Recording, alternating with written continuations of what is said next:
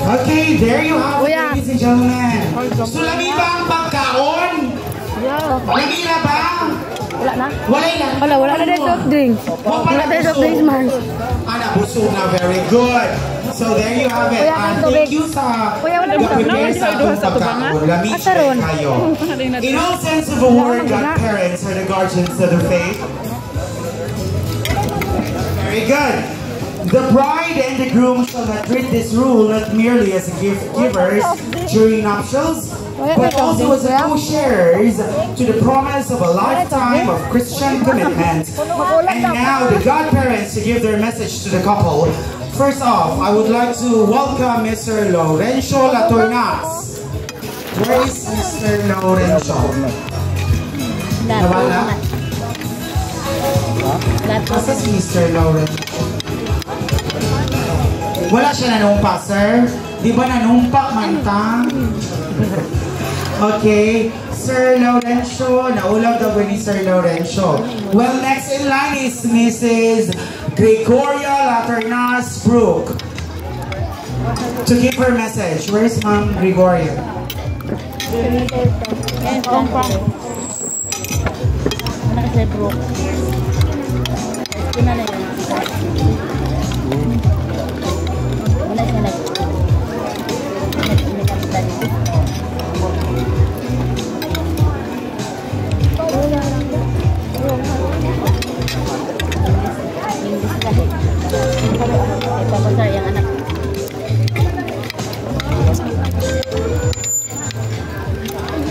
Yang bana ada kecil.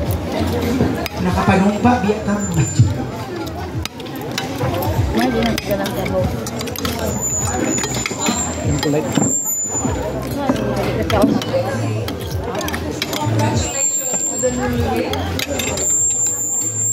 May your love prosper. Together, stick together, for feet content. Mama Adam.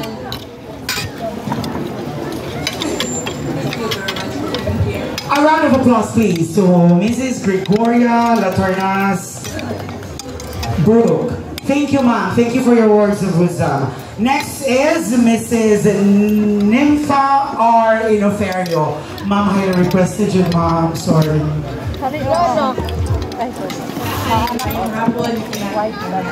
May happen. Congratulations. Tang dito ba nga di mabuling ang kuang. Ayan. Sudah plastik. Nama ikaw ba kagawad? Uy, tagay ka. Uy, pagkuha dito. Unang-una, Diyos. Sino dito pagkuha? Itagaan og maayong panahon nga magkahiusa. Aron na i-celebrate nato ang panaghiusa. Diin nga itong nakita nga si Frank, iya jud nga gidala sa altar sa kanyang Baba nang iyahang kuan, banuna. Naman to sila kalulugan kanina. Baba nang iyahang bana. Mamalagpan tayo. Bukan sa ng tinidor, kutsara. Okay. Yang jamay ko sunit. Atong ibutang jud o Frank. Atong ibutang ang Ginoo diha sa inyong pagpuyo. Kay ang panalangin magapadayon o hinapunta sa akong mga kaubanan diha sa ang mga sponsors, mga kahigalaan, mga kaparintihan usa tanan atong tabangan ug ampo na hinapunta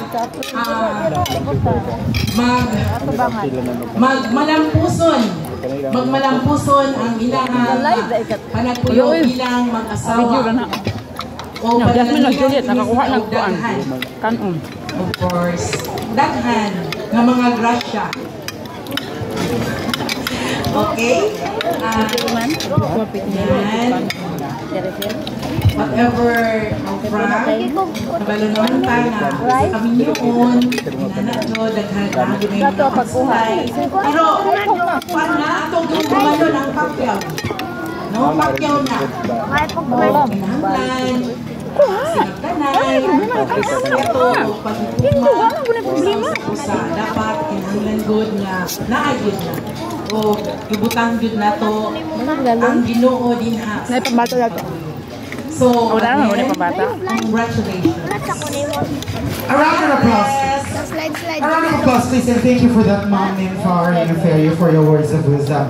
Yes, indeed. Ipatawag siya na ang Ginoo kay wala pang buwan namin ninyo.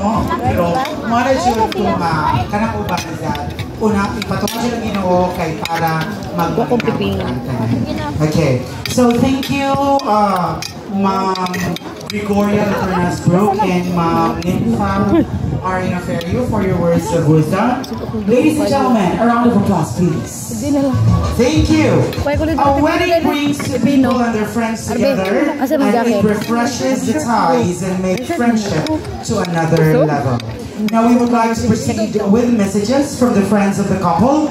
May we call on Mr. Leonard Alicia. Wala ko sa mga jacket arbeon niya arbehan. Assisting Mr. Leonard. Dami pa sa ikaw niya. Kaon dag maayo. Kasi na ay ka mo ni dia asa mo. Kaya ako na. Sir Leonard, yes, there you are. Gapal. Layo. Okay, sir. Wata tag-message sa ato ang salted ito. Bulawin na ka-witness sa ilang relationship, rather.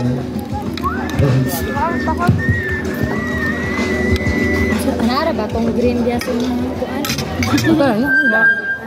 Balay ba nila? Sir. Para gaw-gawan ay dami butang green. Dito mo nas mana. Ipunas Bulan niya, labhan niya po na natin. Gamitan na lang. Barian bitaw ni. Nagkain namin from college, classmate mo. Kanit ani? Lamig ilang humba. Itong Ang melchor lalo dyan eh. Yung melchor. ito, karoon na Ang bahal pa, bilang may albi. Makunat. lagi. Ang? Wala ulit yung Sa college na mo, 10 years. Saat makunat ko. Wala communicate. Pero, kato nga po siyang bitsatan na pwede kang ninong sa ako na paano ko na may reply na rin siya. Bisag na 10 years na wala may communication. Ang among friendship na sa thankful ka friendship.